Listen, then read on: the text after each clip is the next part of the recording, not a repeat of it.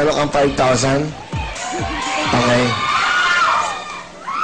Dali, meron akong sa ating hindi naman sa kasi hindi siguro magandang tignan, pinapakita niyo yan, nagsasaya kami, tapos pinapakita yung, I don't think na dapat ipakita yan, management.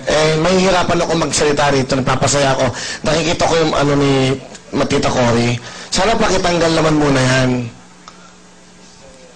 Sa ating traffic. Kasi, kung ganyan, pakita na lang natin yan. Kasi nagsasaya kami dito, tapos masakit sa akin yan nagsasalita ako dito. Yan, please. Sana maintindihan nyo. Nagsasaya kami dito, papakita nyo sa amin yung di ba? Hindi tama okay? Di ba? Makapagsasalita ng saya di ba?